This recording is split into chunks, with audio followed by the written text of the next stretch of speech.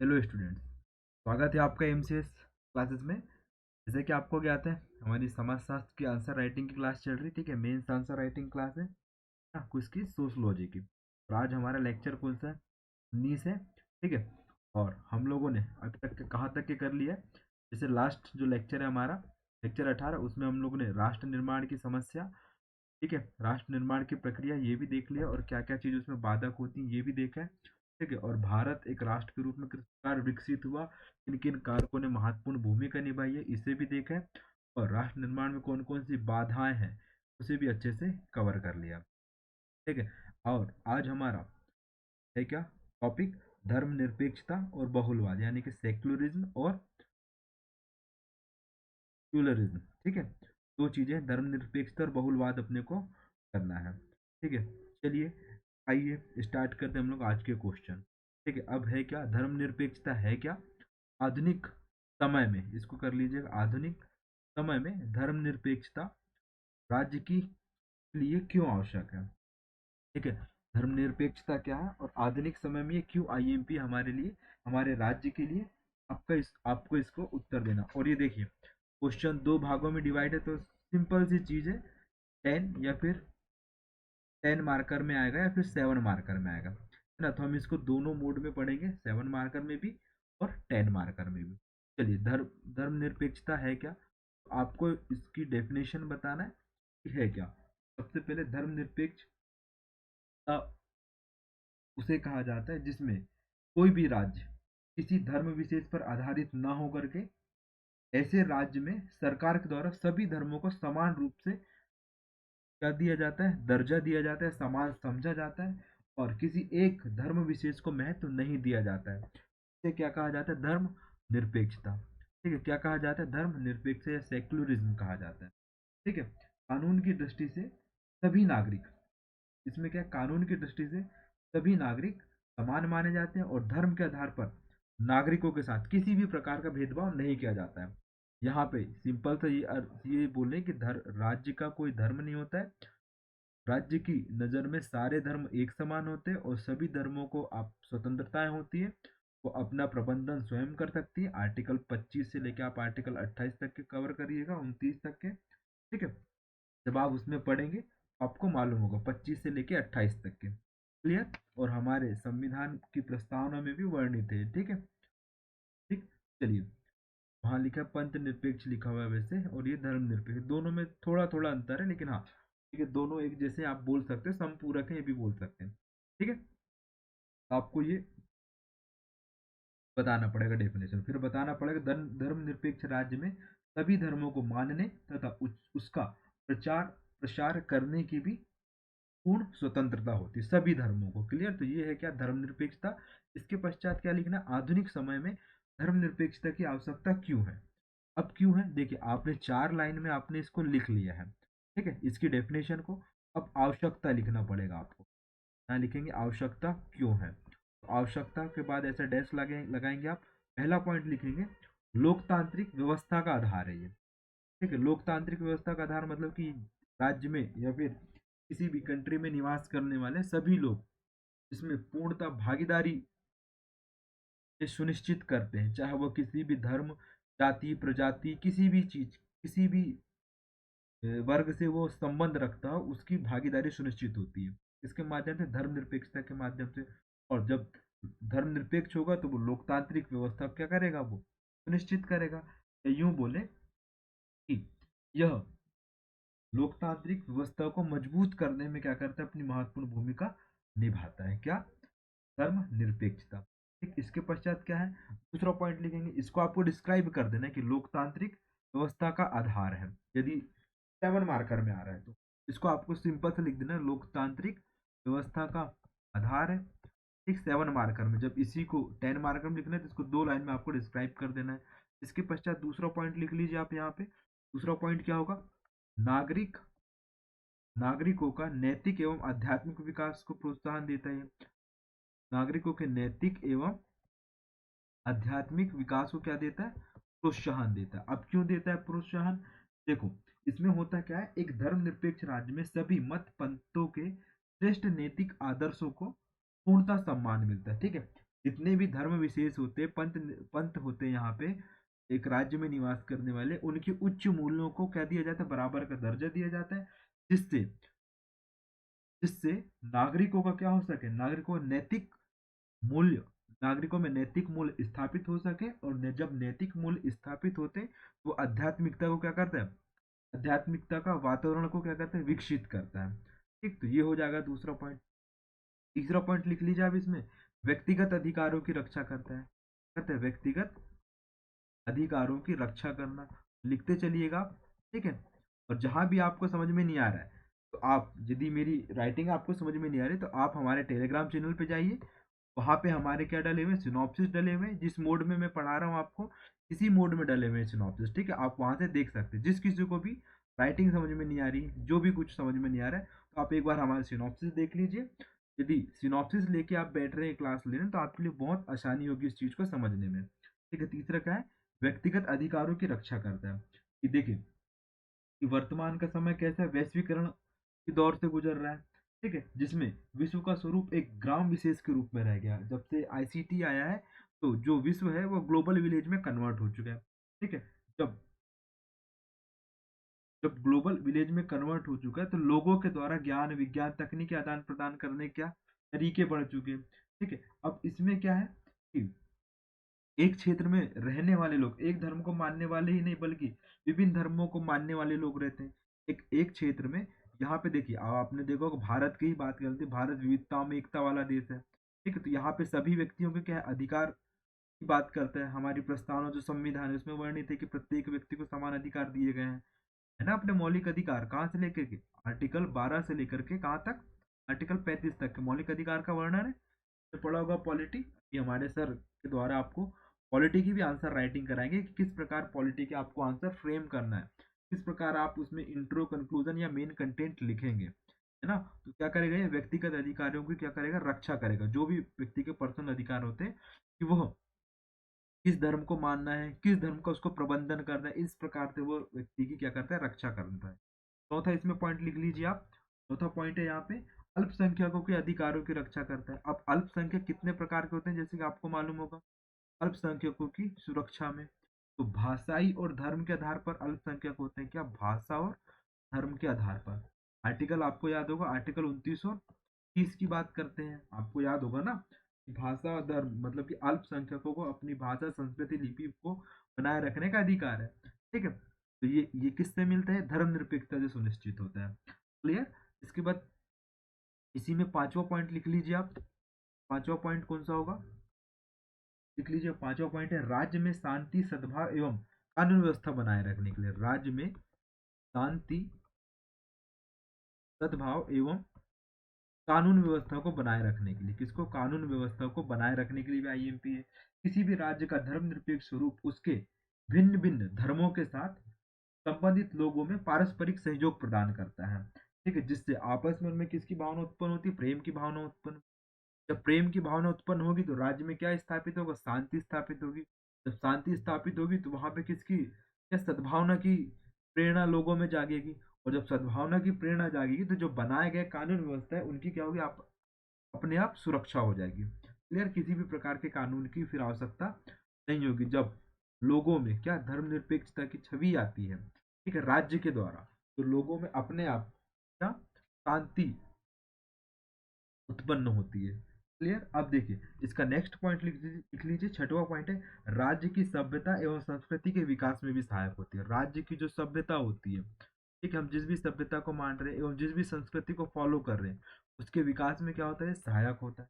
ठीक है, जिससे अतः जिससे, जैसे भारत की हम बात करें, भारत के धर्मनिरपेक्ष स्वरूप के कारण ही विभिन्न धर्मों की मान्यताओं एवं संस्कारों ने मिलकर भारतीय संस्कृति को विकसित किया। देखिए, हमारे यहाँ 6वीं शताब्दी में बौद्ध जैन इत्यादि संप्रदायों का उदय हुआ, और इन्हीं संप्रदाय की अच्छी अच्छी बातों को लेकर के भारतीय संस्कृति क्या हुई है, डेवलप हुई है।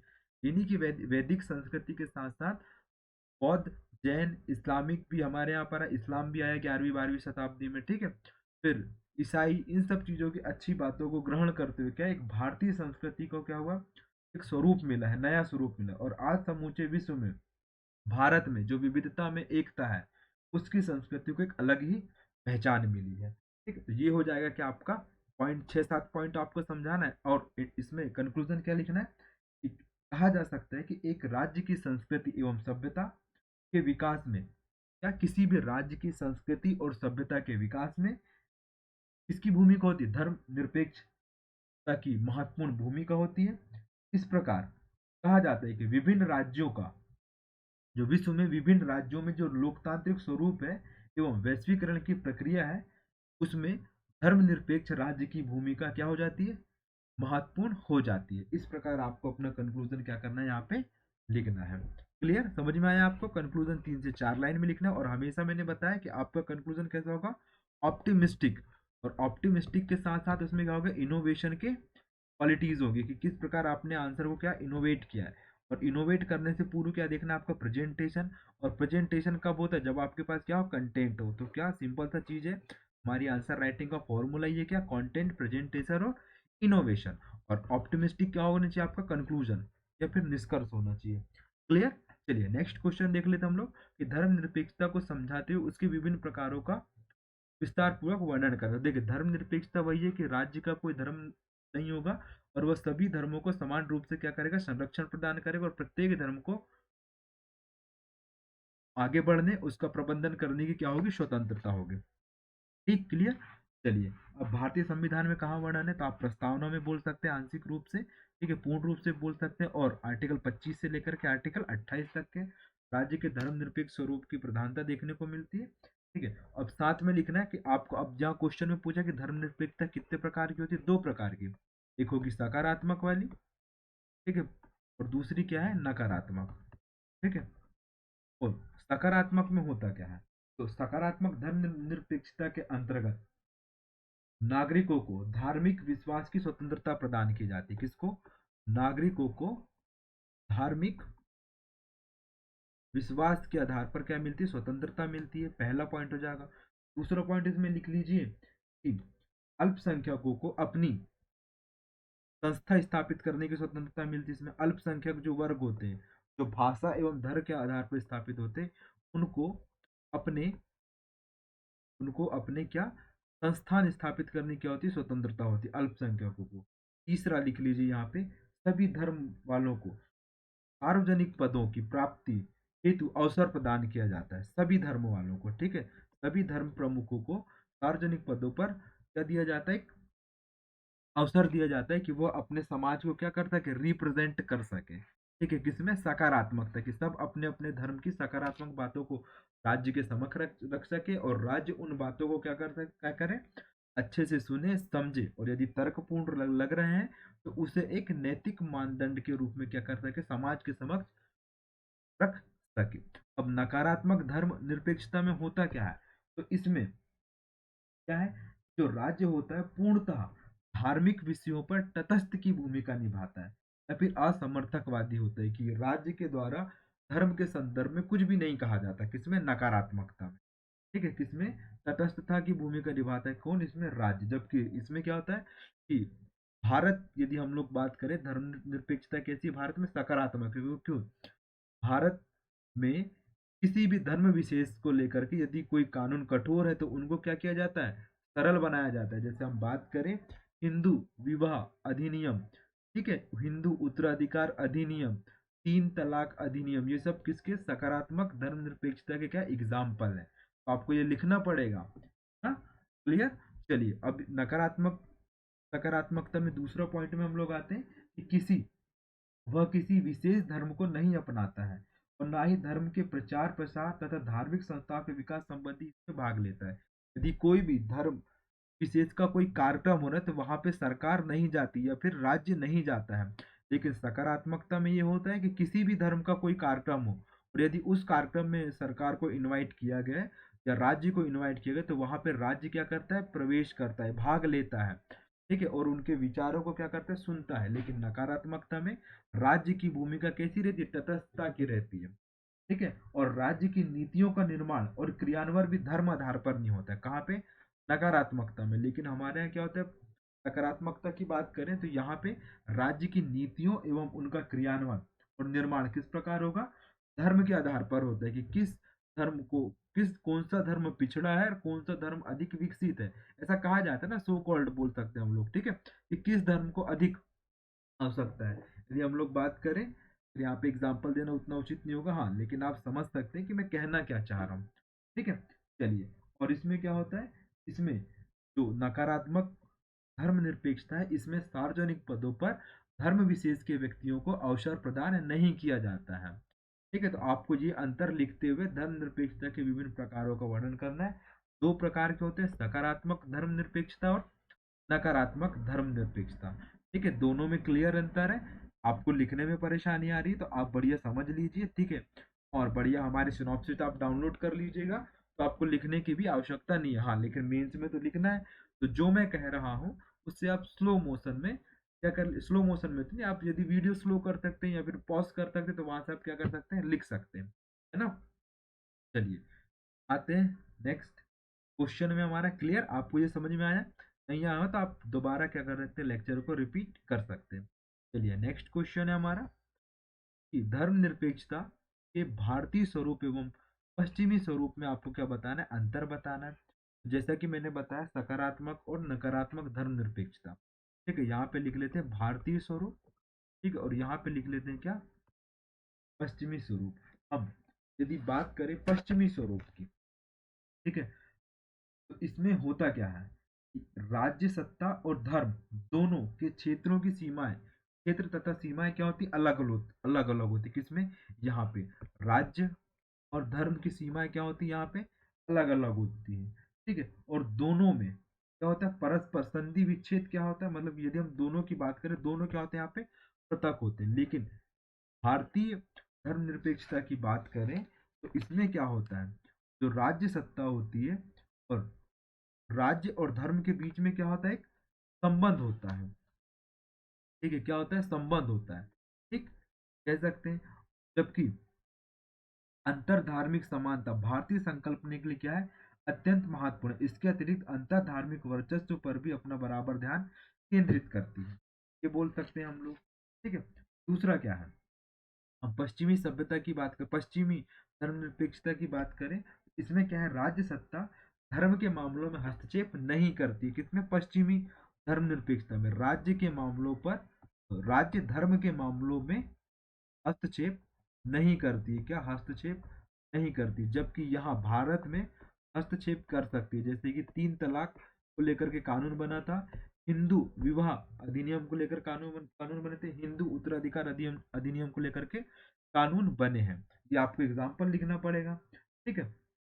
जबकि, ठीक है, और क्या है, हम लोग पश्चिमी सभ्यता की बात करें तो राज्य सत्ता की कोई नीति पूर्णतः धार्मिक तर्क के आधार पर नहीं बन सकती है, इसमें पश्चिमी स्वरूप में, ठीक है, किसके आधार पर नहीं बन सकती है, धार्मिक तर्क के आधार पर नहीं बन सकती है। और कोई धार्मिक वर्गीकरण किसी सार्वजनिक सुनवाई या सार्वजनिक नीति की बुनियाद नहीं बना सकता है, किसमें, पश्चिमी स्वरूप में। जबकि हम बात करें भारतीय स्वरूप में, तो भारतीय स्वरूप में होता क्या है कि राज्य सत्ता की, ठीक है, कोई नीति धार्मिकता पर आधारित हो सकती, कोई भी नीति धर्म के आधार पर हो सकती है, और वह सार्वजनिक नीति को धार्मिक वर्गीकरण करके क्या कर सकता है, वो बना सकता है, किसमें, भारतीय संकल्पना में। प्रत्येक धर्म के लिए अलग अलग नीतियां बनाई जाती हैं, जैसे आपने देखा होगा, ठीक है। और यदि हम लोग देखें, जैसे यदि हम लोग भारतीय स्वरूप की बात करें तो हिंदुओं के अंदर दलित और महिलाओं के उत्पीड़न, भारतीय मुसलमान तथा ईसाइयों के अंदर महिलाओं के प्रति भेदभाव तथा बहुसंख्यक समुदाय द्वारा अल्पसंख्यक धार्मिकों के अधिकार द्वारा उत्पन्न किए जाने वाले खतरों का समान रूप से विरोध करता है, ठीक है। जो भी, देखिए, किसी भी धर्म विशेष में किसी भी प्रकार की कोई घटना घट रही है तो उसके लिए क्या करेगा, राज्य उसमें हस्तक्षेप करता है, कि उनके लिए फिर कानून बनाता है। जैसे सती प्रथा निवारण अधिनियम 1829 में तो बना ही था, उसके पश्चात भी उसमें क्या अमेंडमेंट हुए हैं, है ना। तो ये आप एग्जाम्पल में लिख सकते हैं, देखिए। और भारतीय धर्मनिरपेक्षता का संबंध व्यक्ति की धार्मिक स्वतंत्रता से नहीं है, बल्कि अल्पसंख्यक समुदायों की धार्मिक स्वतंत्रता से भी है। यहाँ पे व्यक्तियों की स्वतंत्रता के साथ साथ आपको अल्पसंख्यकों की भी स्वतंत्रता की बात कही गई है, किसमें, भारतीय स्वरूप में जो धर्मनिरपेक्षता देखने को मिलेगी आपको उसमें, ठीक है। अब फिर क्या है, भारतीय धर्मनिरपेक्षता में राज्य समर्पित धर्म सुधार की गुंजाइश है। देखिए, भारत में यदि कोई धर्म में कोई किसी प्रकार की कुरीतियां विद्यमान है, तो वह उसमें हस्तक्षेप करके उस कुरीतियों को क्या कर सकता है, समाप्त कर सकता है। लेकिन पश्चिमी स्वरूप में ऐसा कुछ प्रावधान नहीं देखने को मिलता है। क्लियर? इस प्रकार अब आपने 6-7 पॉइंट एलिब्रेट कर दिए हैं इसमें, है ना। अब आपको लिखना पड़ेगा कंक्लूजन।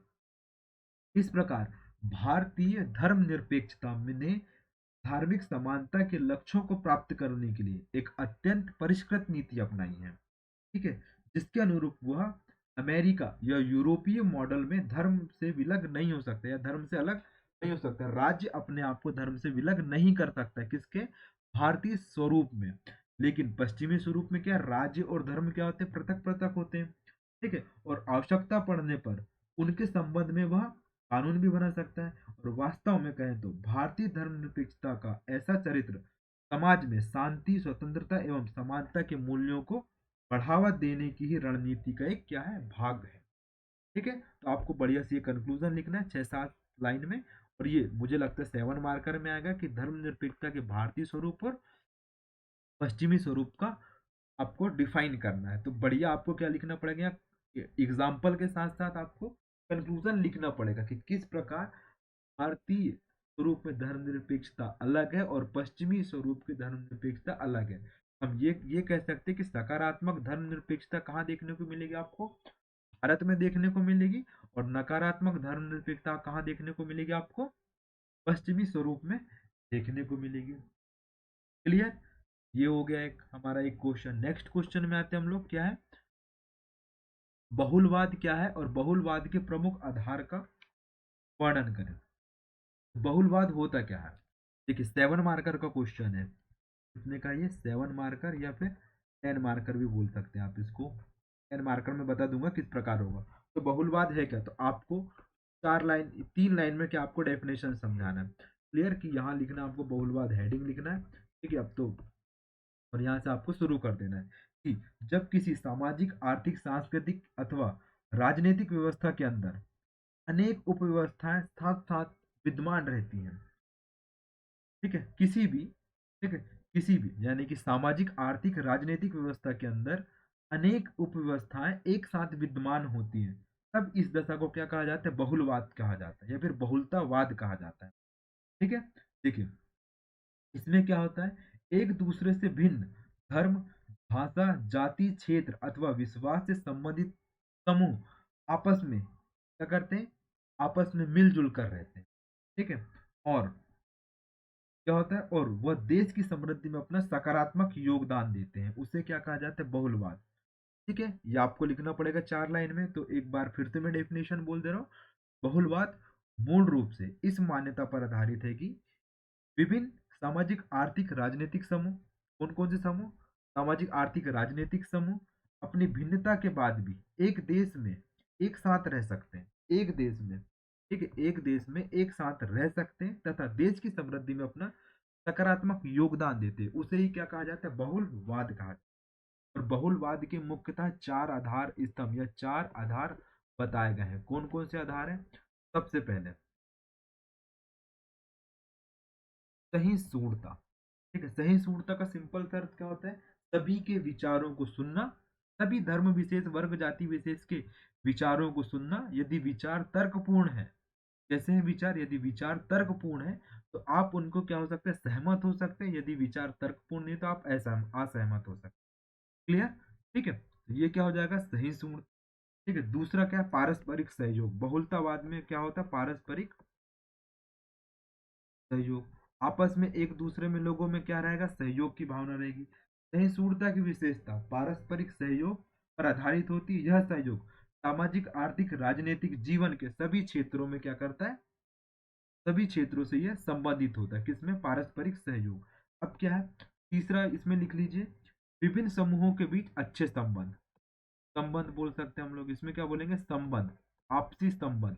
तो क्या है, देखिए, किसी भी क्षेत्र विशेष में या किसी भी राज्य में एक दूसरे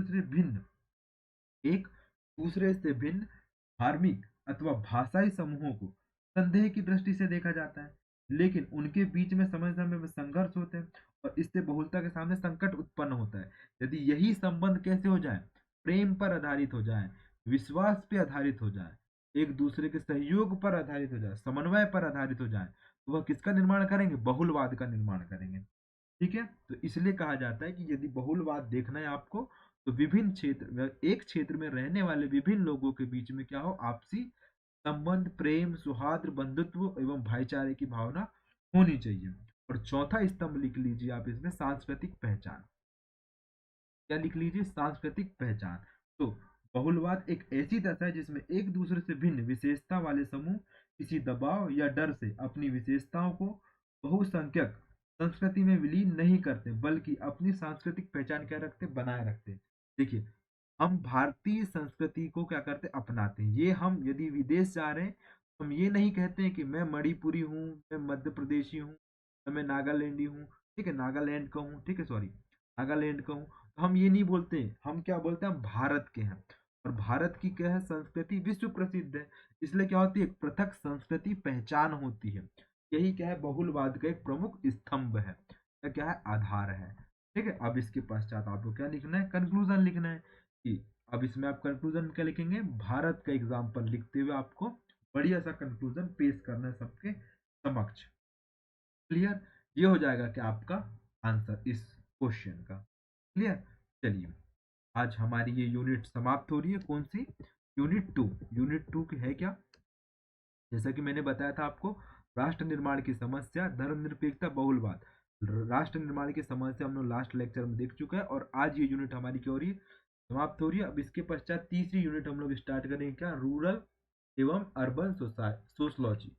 ठीक है, कौन सी, सामाजिक ओ ग्रामीण, नगरीय, और कौन सी, ग्रामीण नगरीय समाजशास्त्र। तीसरी यूनिट है हमारी, इसमें हम लोग ग्रामीण समाज के अध्ययन के उपागम, ग्रामीण शहरी अंतर, ग्रामीणवाद और नगरवाद को देखेंगे। चलिए, thank you for watching MCS classes students. मिलते हैं हम लोग नेक्स्ट यूनिट में। ठीक है, और हाँ, आपको इम्पोर्टेंट बात बता दूं मैं कि आप हमारे नोट्स कहाँ से डाउनलोड कर सकते हैं, एमसीएस क्लासेस, ठीक है, न्यू कंटेंट 2024, टेलीग्राम लिंक है, कहाँ पर दी हुई है, आपको डिस्क्रिप्शन में दी हुई है। उससे आप जाकर के क्या कर सकते हैं, हमारे सिनॉप्सिस डाउनलोड कर सकते हैं। Thank you for watching MCS.